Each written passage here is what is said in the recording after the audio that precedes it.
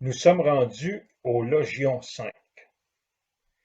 A dit Jésus, connais ce qui est devant ton visage, et ce qui t'est caché se dévoilera. Car il n'y a rien de caché qui n'apparaîtra. Jésus nous parle de connaître ce qui est caché devant notre visage. Non, excusez. Jésus nous parle de connaître ce qui est devant notre visage. Connaître égale connaissance. Connaissance égale chercher, réfléchir. Je vous donne un exemple. Quand vous avez une idée, ça veut dire que vous avez cherché dans votre tête, dans votre conscience, vous avez réfléchi, et en même temps que vous avez réfléchi, vous avez attendu, et là, l'idée est sortie. Mais l'idée est sortie de votre conscience. C'est vous qui l'avez cherché, et c'est comme, vous venez de créer ça, vous venez de l'inventer.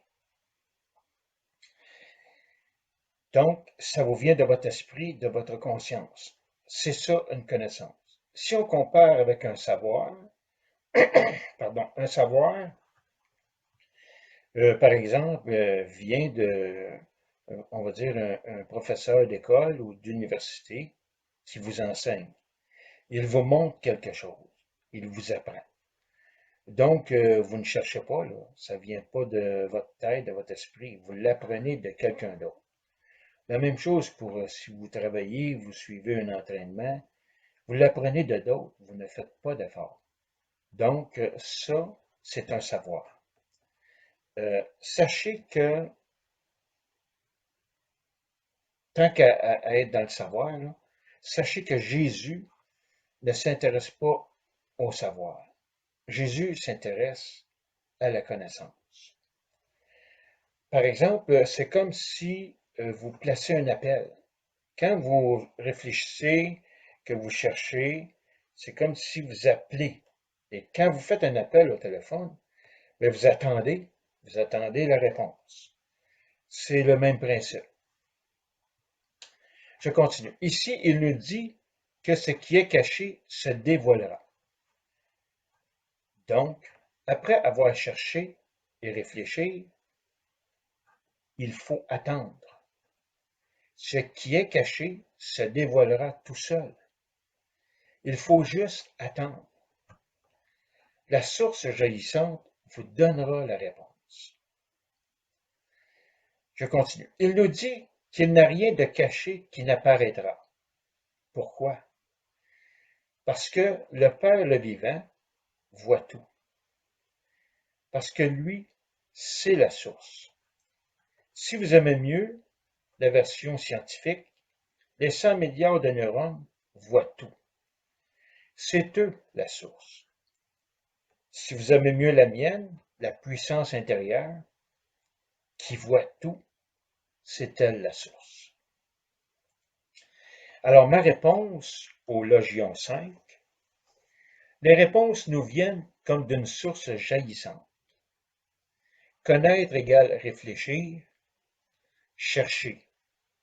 Penser à la situation devant soi et attendre. Et ce qui est caché sera dévoilé. Ça peut être une situation du passé qu'on se met devant notre visage. Ceci met fin au Logion 5. Et encore une fois, c'est très intéressant pour ma part, en tout cas. Et je vous invite au Logion 6. Nous sommes rendus au Logion 6. Allons-y. A dit Jésus. Ses disciples l'interrogèrent et lui dirent, veux-tu que nous jeûnions? Et de quelle manière prierons-nous et donnerons-nous l'aumône? Et qu'observerons-nous en matière de nourriture? Alors, les 4 premières phrases que posent les disciples sont de la culture juive, dont je ne fais pas partie, alors je ne vais pas les interpréter. Je vais m'attarder à celle qu'a dit Jésus. A dit Jésus, Ne dites pas de mensonges, et ce que vous récusez, ne le faites pas. Car devant la face du ciel se dévoile toute chose. Ce que ça veut dire, c'est que c'est un peu comme si quelqu'un vous mentait en pleine face. Tu sais, la face, c'est votre face, puis le ciel, c'est dans notre tête. Si on en prend le côté scientifique, on aurait 100 milliards de neurones de développés dans notre tête, pas développés, mais qui sont là, mais on en a 10%, supposément, les êtres humains, de développés. Donc, ce serait 10 milliards de neurones. Mais vous ne pouvez pas tromper ou tricher les 90 autres milliards de neurones que vous avez à l'intérieur de votre cerveau. Tu sais, c'est pas les 10% qui peuvent tricher ou bon. Donc, c'est comme c'est pas possible, c'est impossible. Si on en prend la version de Jésus, qui est le Père le vivant, ben il voit tout, il sait tout, vous ne pouvez pas le tromper. Tu sais, ça fait que, mais on en a dans notre société des menteurs, là, des menteurs professionnels, qui en viennent même à compter tellement de menteries qu'ils y croient. Ils croient leur propre menterie. Tu sais. Il y en a qui sont wise, là, qui pensent toujours tricher le monde et tout ça, puis sans jamais se faire pogner. D'accord, mais là, ici, là, le Père le vivant, c'est pas possible, tu sais. La puissance intérieure que l'on a, je ne peux pas la tromper, la tricher. C'est impossible. C'est ça que ça veut dire. Je continue. Il n'y a rien en effet de caché qui n'apparaîtra. Ça, on l'a vu au Logion 5. Donc, je continue. Et rien de recouvert qui ne sera dévoilé. Bon, ceux qui sont wise, qui pensent tricher tout le monde, mettre un couvert pour... Non, ça ne fonctionnera pas non plus. Donc, non. Alors, je vais vous donner tout de suite ma réponse, moi, à ce logion. La voici. Vis la vérité tout de suite, et ça, c'est très important,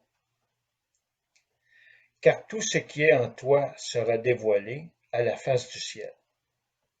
Le ciel étant notre puissance intérieure, qui sait tout et voit tout. Donc, ici, le message, là, c'est vis la vérité tout de suite.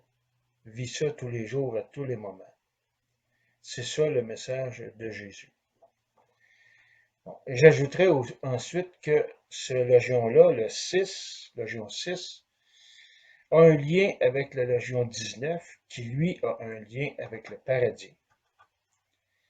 Et sans le logion 6, vous ne pourrez pas ouvrir la porte très importante du logion 94.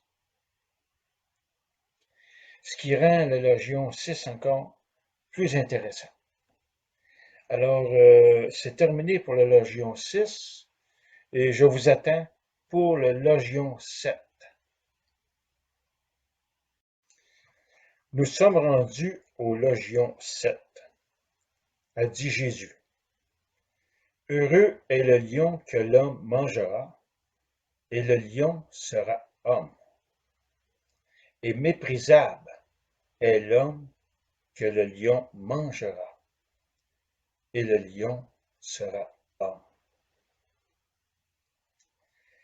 Bon, ici, c'est une histoire d'ego. C'est ça que ça veut dire. Moi, là, pour faciliter la chose, pour vous aider, là, pour que ce soit plus facile, je vais donner mon petit truc. Il faut remplacer le mot lion, par le mot égo. Je vous donne un exemple. Heureux est l'ego que l'homme mangera, et l'ego sera homme. Ça veut dire que l'homme va vaincre son ego, il va le manger, vaincre son ego, et son ego sera rendu l'homme. Donc, c'est l'homme qui mène l'ego. C'est ça que ça veut dire. Je continue, la phrase suivante. Et méprisable est l'homme que l'ego mangera. Ça veut dire que l'homme qui se fait mener par son ego, ben, c'est pas un bonhomme. Et, je continue la phrase, et l'ego sera homme. Ça veut dire que l'ego est rendu que dans l'homme, et l'homme euh, n'est pas bon. Parce que c'est son ego qui l'amène. Donc, c'est ça. Ma réponse. Heureux sera l'homme qui vaincra son ego. C'est ça ma réponse au Logion 7. Je vous donne un conseil. L'ego revient sans cesse. Donc, il faut le tuer.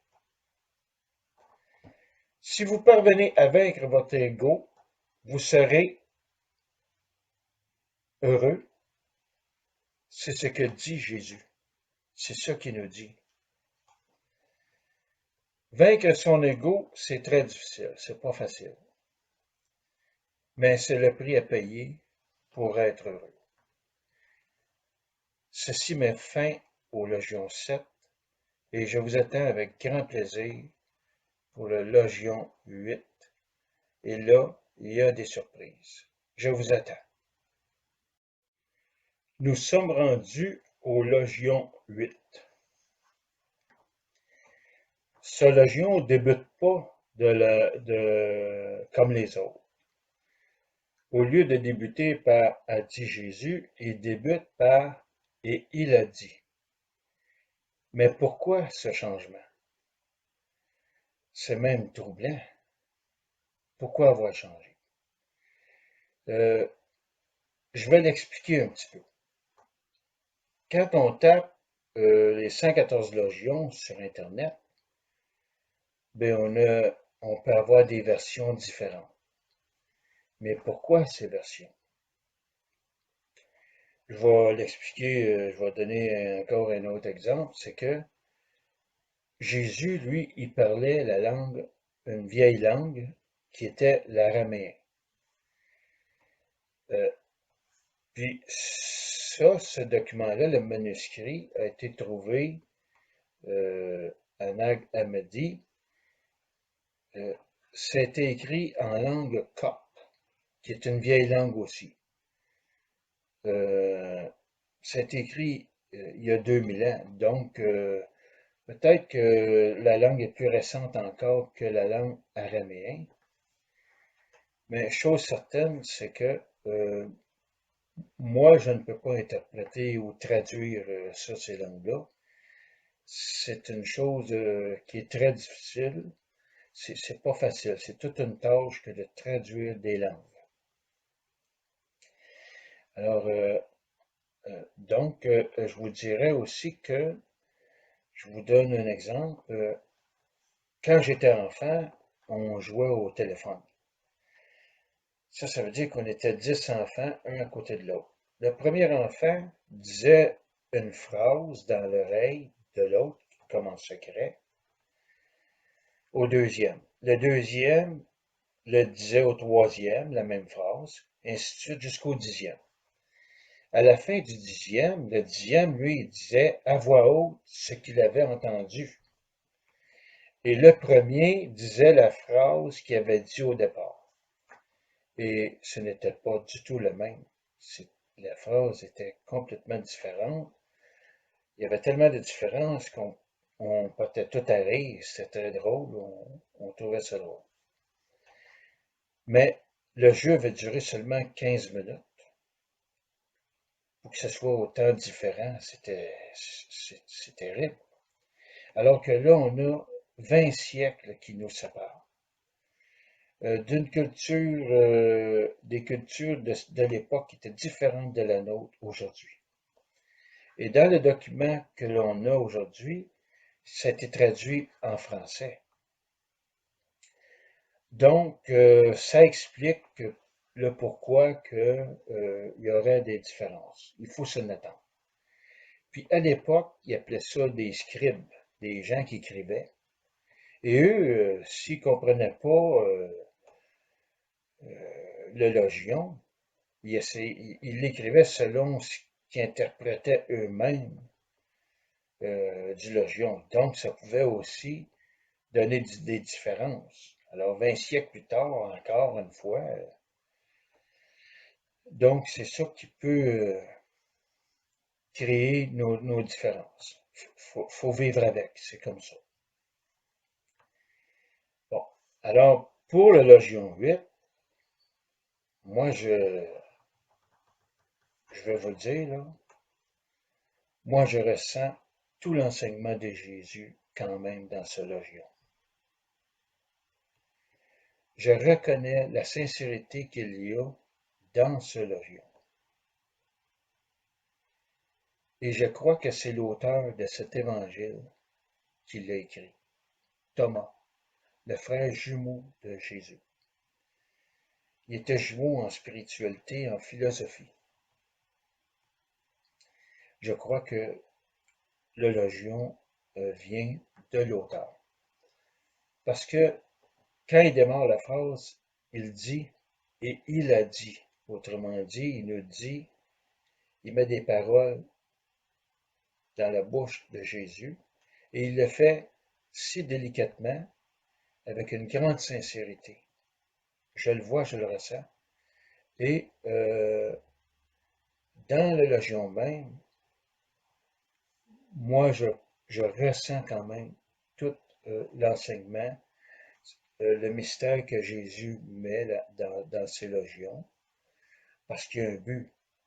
Il veut qu'on cherche. Je vais l'expliquer dans l'autre vidéo ultérieure, là, le pourquoi qu'il veut qu'on cherche. Mais son but est là et je le reconnais. Je l'ai ressenti dans le logion. Alors pour moi, ce logion, je ne suis pas inquiète. Pour moi, là, il est véridique. Il est vrai. Donc, je le lis. Et il a dit, l'homme est semblable à un pêcheur avisé qui avait jeté son filet à la mer. Il le retira de la mer, rempli de petits poissons. Parmi eux, le pêcheur avisé trouva un gros poisson excellent. Il jeta tous les petits poissons à la mer. Sans peine, il choisit le gros poisson. Celui qui a des oreilles pour entendre, qu'il entende. Alors, ma réponse pour ce logion, c'est très simple. C'est ce que ce logion-là nous dit. Il nous dit de garder l'essentiel. Ça veut dire ce que dans votre vie, dans ce que vous faites, gardez l'essentiel. C'est la direction qui nous amène. Moi, je vais vous dire, je l'ai mis en application depuis que j'ai découvert ce logion. Puis, je ne suis pas déçu, même que je suis très content. Et je m'en sers présentement quand je produis les vidéos pour vous autres. Alors, je suis bien content de le connaître et je vais faire ça le reste de ma vie. Ceci met fin aussi au logion 8 et moi, je vais continuer au logion 9. J'espère vous revoir. Je vous attends. Nous sommes rendus au logion 9. Allons-y. A dit Jésus, voici que sortit le semeur. Il remplit sa main et jeta quelques graines, en fait tombèrent sur le chemin. Les oiseaux vinrent et les picorèrent. Ça veut dire que les semences que les oiseaux mangent ne donneront rien. Les graines, si vous voulez, là. Et d'autres tombèrent sur la rocaille et ne prirent racine dans la terre. Ben oui, c'est évident, parce que sur la roche, le sol n'est pas un sol assez riche pour que des semences germent. Et en plus, si le soleil plombe dessus, il va les chauffer, il va les brûler. Alors c'est évident que non, ne donneront rien, ces semences-là. Mais il insiste en disant, et ne firent s'élever d'épis vers le ciel. Mais oui, c'est comme une évidence. Et d'autres tombèrent sur les épines, elles étouffèrent la semence, et le ver la mangea. Alors, c'est la même chose que les oiseaux. Si les vers les mangent, ces semences-là ne donneront rien non plus. Et d'autres tombèrent sur la bonne terre. Ah, là par exemple, et elle donna un fruit excellent vers le ciel. Il vint 60 par mesure et 120 par mesure. Bon, à l'époque de Jésus, il se met à la main. Il y avait une petite poignée de 60 semences, puis une plus grosse de 120 semences. Alors, je suis prêt à vous donner ma réponse au Légion 9, et voici. À chaque poignée de 60 semences et de 120 semences, il n'y en aura qu'une semence qui donnera un fruit excellent. Je vais vous donner mon petit truc pour mieux comprendre. Je vais vous le donner tout de suite dans ma réponse. C'est-à-dire que semence égale, je vous dirais plutôt que faut remplacer le mot semence par le mot pensée. Semence égale pensée. Chaque 60 pensées et 120 pensées que l'on a, il y a une pensée qui est bonne. C'est ça que ça veut dire. En fait, je vous dirais que c'est un logion qui n'est pas très intéressant, mais que Jésus fait comme nous donner un avertissement. C'est ça pour le Légion 9. Donc, je vais quand même aller au Légion 10 et je vous attends.